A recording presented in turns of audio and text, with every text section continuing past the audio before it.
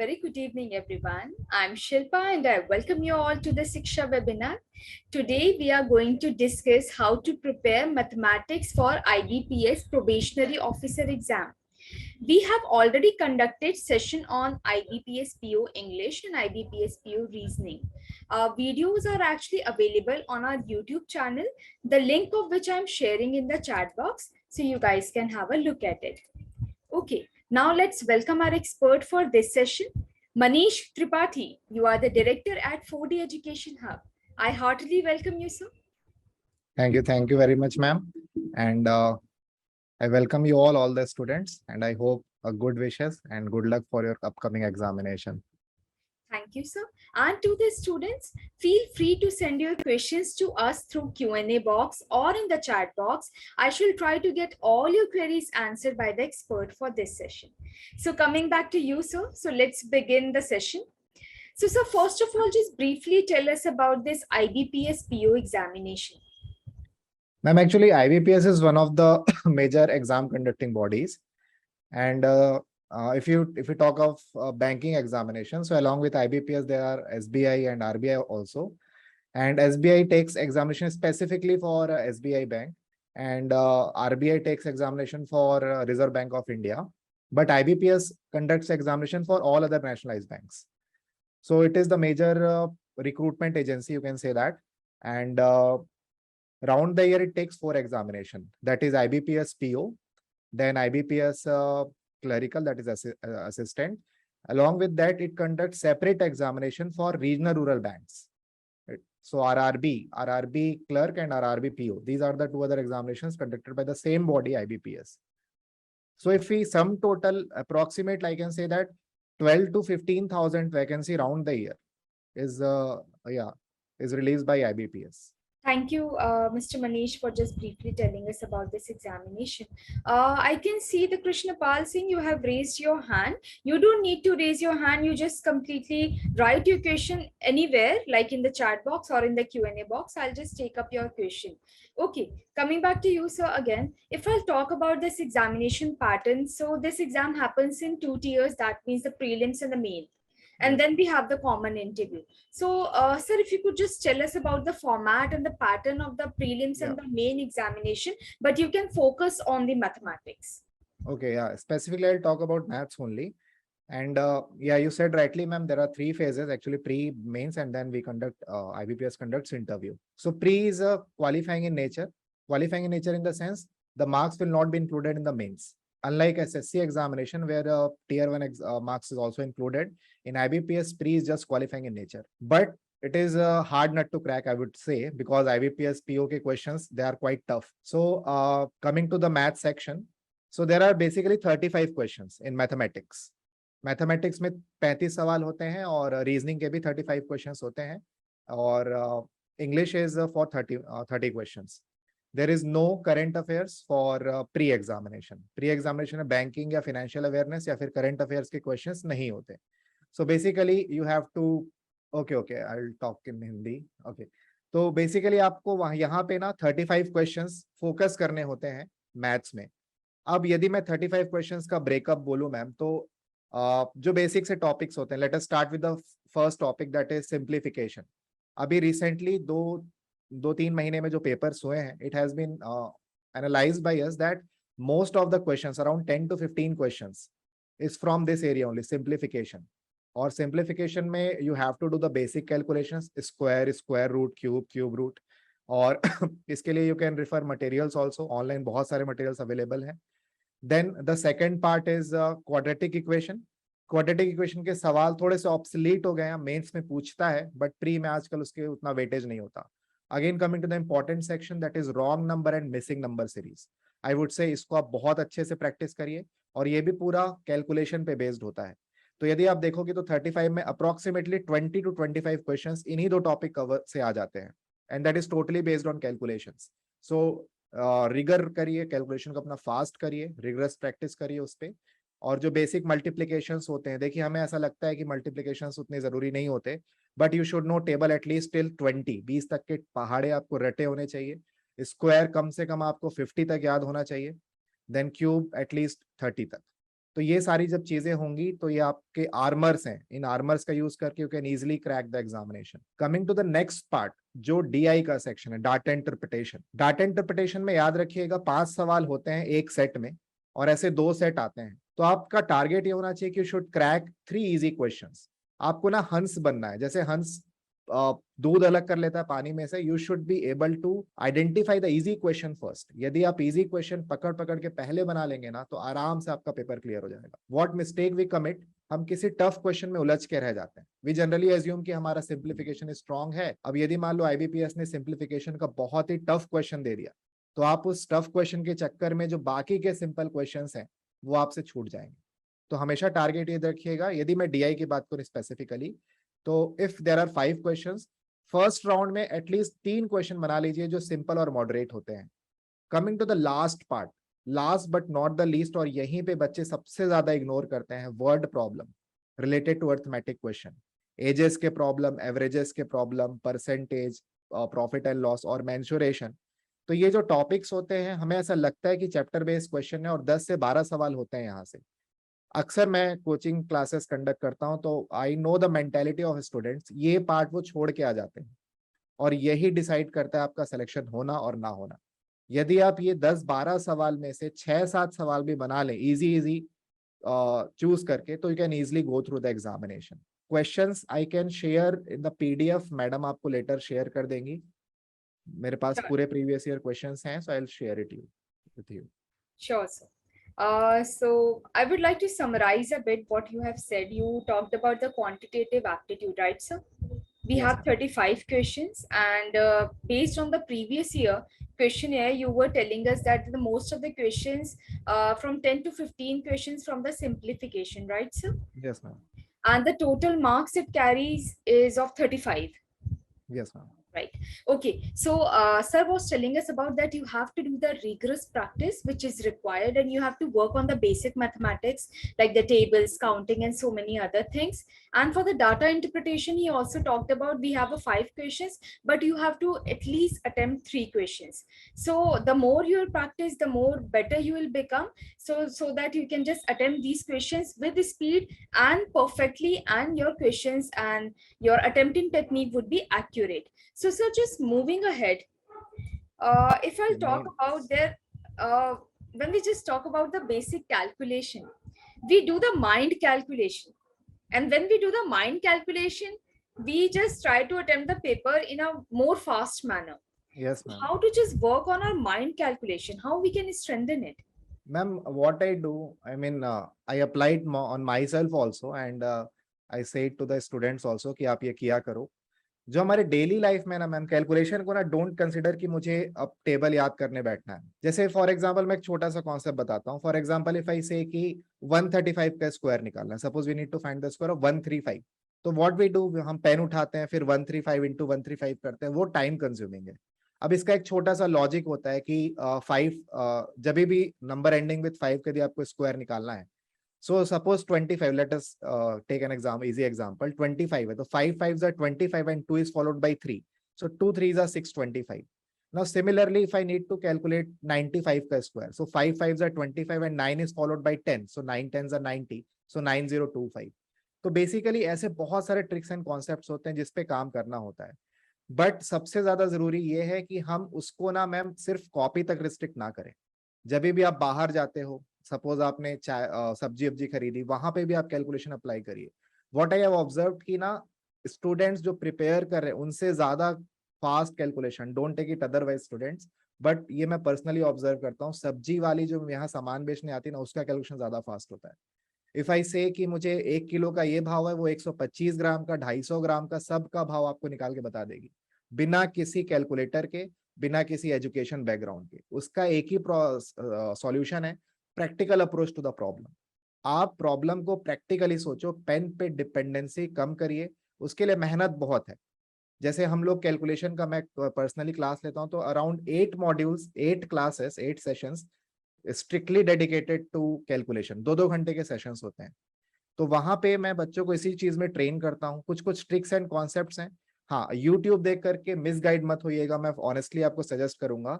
क्योंकि क्या होता है, कई बार हमें ऐसे ट्रिक्स बताए जाते हैं जो एग्जाम तक आप कैरी नहीं कर पाओगे। आप एग्जाम तक वही चीज कैरी कर सकते हो जो आप बचपन से करते आ रहे हो। सो बेटर यदि आपने कैलकुलेशन जिस प्रकार भी आप बचपन से करते आ रहे हैं उसी पे स्ट्रॉन्ग बनिए। अन्यथा मतलब अदरवाइज कि कुछ और सीख लेते हैं, कुछ नया तिलिस्म जादू सीख लेते हैं, तो ऐसा कुछ एग्जाम में अप्लाई नहीं होता। यदि आपका बेसिक्स स्ट्रॉन्ग है तो you can easily go through the examinations. Thank you so much, Manishi, for replying that. Okay, so next up we have a question. Sir, if you could just guide us, what all topics does quantitative aptitude have? So this is okay the question. Yeah. Ma'am, यदि मैं start करूं, यदि आप preparation start कर रहे हैं, so the first thing that you have to cover is simplification. इसको बहुत अच्छे से बनाइए। और सिंप्लीफिकेशन बनाने के लिए बेटा आपको कैलकुलेशंस आप सभी को अच्छे से करना पड़ेगा। और कैलकुलेशंस के लिए कुछ बेसिक से, जैसे प्लस कैसे करते हैं, माइनस कैसे करते हैं, इनटू कैसे होता है, फ्रैक्शंस कुछ याद याद करने होते हैं, परसेंटेज, रेशियो, ये सारी चीजें कैलकुलेशंस के अंदर आती हैं। तो the first topic that I would से, यदि आप प्रिपरेशन स्टार्ट करो, सिंप्लीफिकेशन से स्टार्ट करो। सिंप्लीफिकेशन पे अच्छे से काम करोगे तो आपके आने वाले चैप्टर्स भी इजी हो जाएंगे। Second chapter you should target is number series, wrong number and missing number both. Recent trends में देखा गया है कि मिसिंग नंबर से ज्यादा रॉन्ग नंबर सीरीज के सवाल पूछते हैं। Third, DI, data interpretation. DI के लिए आप कोई भी एक स्टैंडर्ड, जैसे एक बीएससी की अच्छी बुक है, you can refer that book, ठीक है, क्विकर मैथ्स करके आती है, आप उसको रिफर कर सकते हैं, उसमें क्वेश्चंस कलेक्शंस अच्छे हैं। और हो सके तो प्रीवियस ईयर क्वेश्चंस यदि आपको कहीं से मिल सके, ऑनलाइन बहुत सारे अवेलेबल हैं, ऑफलाइन भी सोर्सेस होते हैं। उसके बाद आता है चैप्टर। देखिए चैप्टर में कुछ आपके स्ट्रॉन्ग चैप्टर्स होने चाहिए। वैसे तो चैप्टर बहुत सारे अर्थमेटिक के, बट आई वुड से percentage, ratio proportion, averages and time speed distance, work and time. यदि आपने इतना ही अच्छे से कर लिया सो दैट इज सफिशिएंट। हाँ, यदि आपका मैथ्स अच्छा है तो definitely you should go for mensuration 2D and 3D also. वैसे 3D मेंसुरेशन के सवाल नहीं आते, most of the question is mensuration 2D। तो ये पूरा मैथ्स का चैप्टर वाइज मैंने आपको बताया। सीक्वेंस भी यही रखिएगा अपनी तैयारी का, प्रायोरिटी ऑफ द टॉपिक भी यही रखिएगा जिस प्रायोरिटी मैंने आपको बताया है। I am specifically talking about IBPS examination. यदि आप मुझसे आरबीआई की रणनीति या फिर एसएससी की रणनीति पूछते, उसकी स्ट्रेटजी पूछते, तो strategy would have been different, but IBPS के लिए this is sufficient. Okay. Manishi, I have a follow-up question, but before that, I would like to answer Ashwarya. Ashwarya, yes, you can have this recorded video of the sir, whatever he is suggesting us, very valuable suggestion he is giving related to the IBPS PO. You can have a look at our YouTube channel, and this video will be available there. Okay, so you just talked about the number system, the simplification. So I myself was trying to solve few of the questions. So what I have realized is that for the number system, we need to analyze like a square and the cube roots and raising numbers to the given power and the basic arithmetic. So we need to develop a kind of skill so that we can actually solve these questions, because the number system, this section is not being asked directly. So is it the fact, sir? Such questions are not ma'am, being asked directly. Ma'am number series है topic. Actually number series में ना number system is different. Number system में you need to understand, remainder theorem होता है, एक्सपोनेंशियल्स होते हैं। Number series is simple, उसमें आपको कुछ करने की जरूरत नहीं है, सिर्फ आप प्रैक्टिस करिए। बेसिक कैलकुलेशंस होते हैं, जैसे उसमें कुछ एक पैटर्न होता है throughout the series, you need to identify the pattern. I mean videos already मैंने अपलोड कर रखे हैं चैनल पे, तो if student want they can refer the video, क्योंकि सेशन शॉर्ट है, इतने देर में मैं आपके टॉपिक्स डील नहीं कर सकता। तो आई वुड से कि बहुत बेसिक सा होता है। आप कोई भी स्टैंडर्ड बुक उठा लो, और बीएससी स्टैंडर्ड बुक सही बुक है, आप उसको उठा लीजिए और उसको बनाना स्टार्ट करिए। मैम मेंस का मैं कुछ बात बताने चाहूंगा। मेंस पॉइंट ऑफ व्यू में आते हैं। एक्चुअली प्री तो आपको पता है, pre is just qualifying in nature. If you have cleared the pre, that does not mean you have selected in the examination. It only indicates that you have not been rejected. अब आपका competition brilliant students या फिर ऐसे student के साथ है जो सच में बहुत सीरियसली प्रिपेयर कर रहे हैं। सो यदि आपका प्री क्लियर होता है तो it is just an indication कि you are a serious student. और यदि प्री क्लियर नहीं होता तो डोंट टेक इट अदरवाइज। यदि आप 6-7 महीने की तैयारी के बाद भी प्री क्लियर नहीं हो रहा है, so you are not fit for the examination. ये एक इंडिकेशन होता है कि आपकी तैयारी सही दिशा में, सीरियसनेस की कमी है। हाँ, मेंस की यदि मैं बात करूं तो मेंस में आप देखना, मेंस के सिलेबस में ना डाटा इंटरप्रिटेशन के नाम से क्वेश्चन होता है। तो मैम मेंस में यदि हम देखें तो मेंस में डाटा एनालिसिस एंड इंटरप्रिटेशन होगा, उसमें 35 क्वेश्चंस उसमें भी होते हैं, मेंस में भी। यहाँ पे क्या होता है मैडम, यहाँ पे जो चैप्टर होते हैं ना, जो वर्ड प्रॉब्लम दिया जाता है चैप्टर, अब उसी चैप्टर को वर्ड प्रॉब्लम में ना दे करके उस पे डीआई पूछते हैं। यानी प्रॉफिट एंड लॉस पे डीआई होगा, टाइम स्पीड डिस्टेंस पे डीआई होगा, वर्क एंड टाइम पे डीआई होगा, अभी रिसेंटली मेंसुरेशन पे भी डीआई पूछा गया, प्रोबेबिलिटी और मेंसुरेशन मिला करके डीआई पूछा गया है। तो इस लेवल के क्वेश्चंस के प्रैक्टिस के लिए आपको प्रीवियस ईयर के थ्रू ही जाना पड़ेगा। बेस्ड ऑन मेमोरी आपको मिल जाएगा, क्योंकि ये जो पैटर्न होता है मेंस का, इसके लिए कोई एक स्टैंडर्ड बुक मैं आपको रेफर नहीं कर सकता। ये आपको जो प्रीवियस ईयर क्वेश्चंस आप कहीं से मैनेज कर लीजिए। क्रॉनिकल एक मैगजीन आती है, it is a good magazine, उसके पास उसने अच्छा कलेक्शन किया रखा है, कर रखा है प्रीवियस ईयर का, तो यू कैन रेफर दैट। और मेंस में याद रखिएगा आपको चैप्टर्स पे ज्यादा एम्फेसिस करना है, और मेंस पार्ट में कैलकुलेशन ज्यादा नहीं होता, प्री में कैलकुलेशन बहुत होता है, मेंस में कैलकुलेशन से ज्यादा कॉन्सेप्ट आपका कितना स्ट्रांग है वो चीज जज की जाती है। तो मेंस की स्ट्रेटजी थोड़ी डिफरेंट होती है, वहां पे चैप्टर्स को डीआई के फॉर्म में, डाटा सफिशिएंसी, क्वांटिटी कंपैरिजन, ये सारे जो नए पैटर्न्स होते हैं ये मेंस में पूछता है, और सारे कॉन्सेप्ट में, सारे पैटर्न्स में चैप्टर को इंक्लूड कर लिया जाएगा। तो ये डिफरेंस है प्री और मेंस में। Okay, so sir, what I have understood is that there is a multi-concept questions for the prelims, and that can appear for the prelims. It Yeah, yes ma'am. multi-concept questions are there in prelims also. Ma'am multi concept, I mean ma'am there is a difference. जैसे DI यदि है pre में, data interpretation यदि pre में पूछा हुआ है, तो वो क्या करेगा, सिंपल परसेंटेज और रेशियो पे बेस्ड डीआई होगा।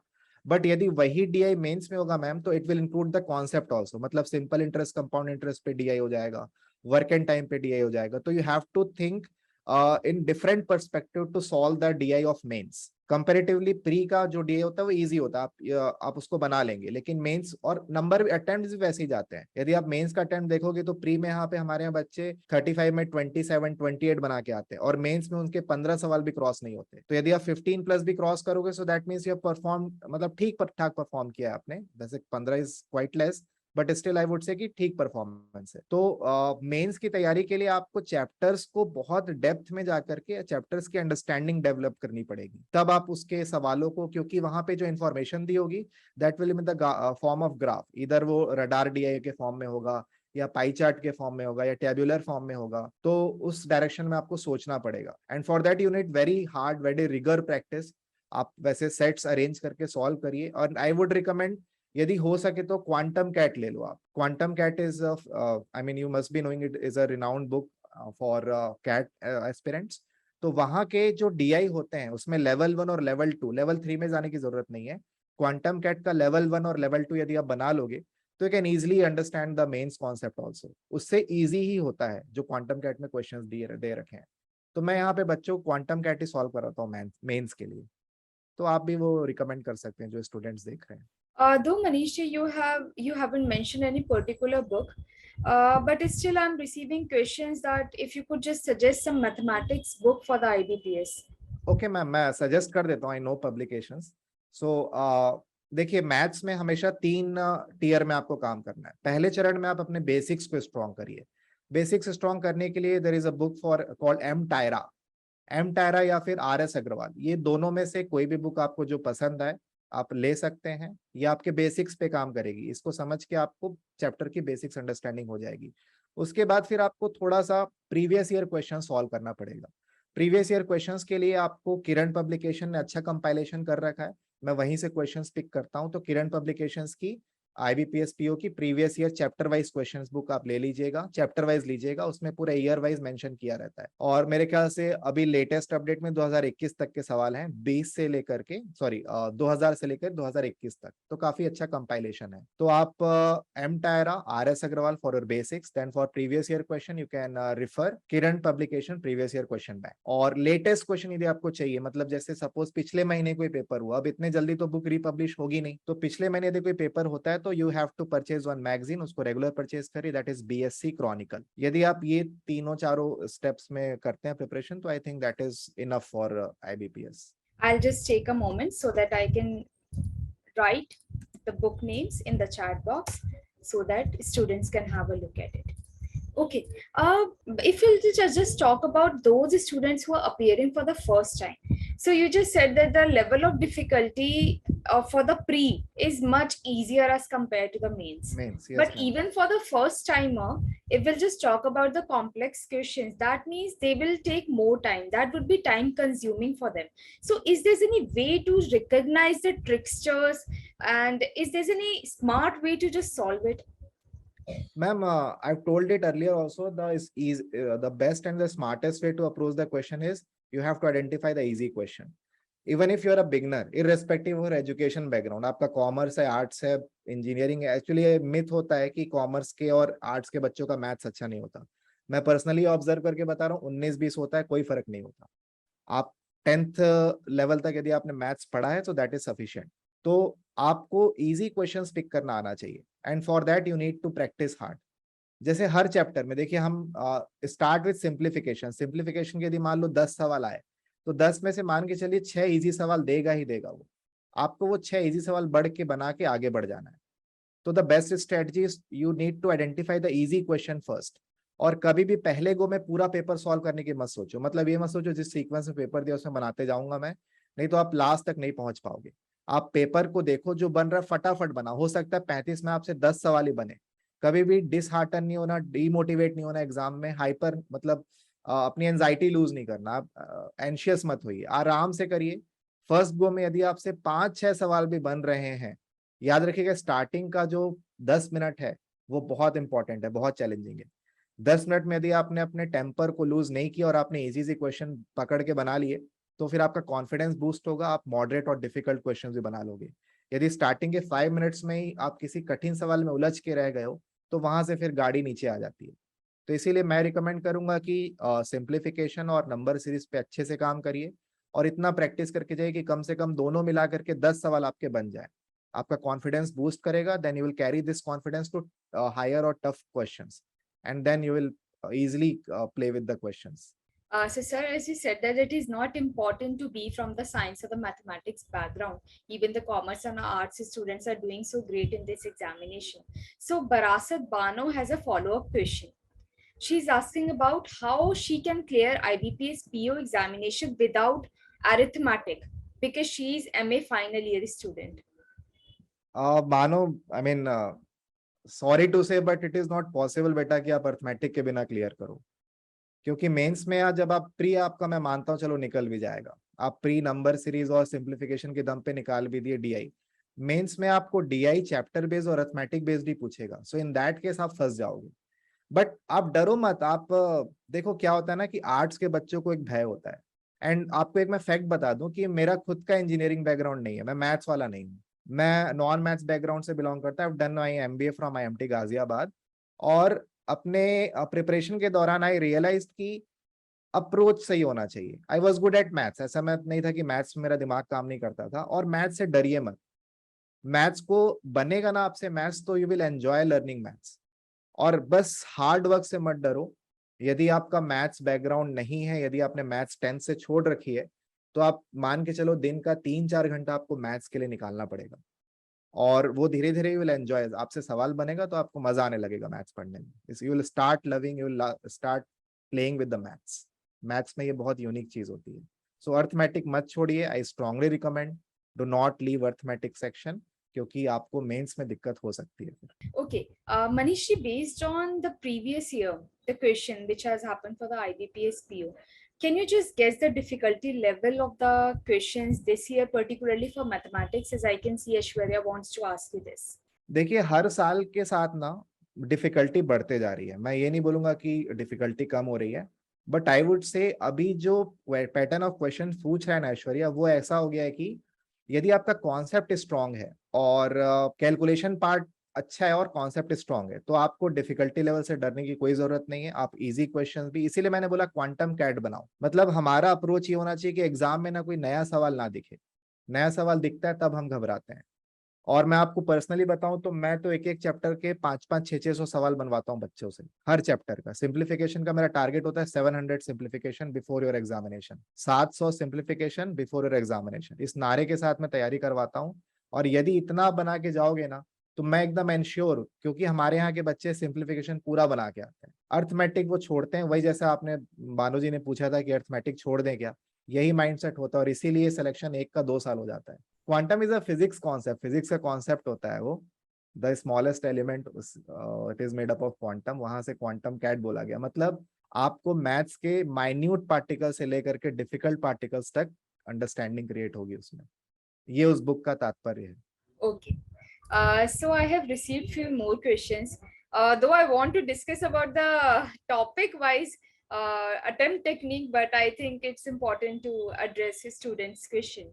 So the next question is like the maximum number of question is asked from which topic, sir, as the syllabus is very vast.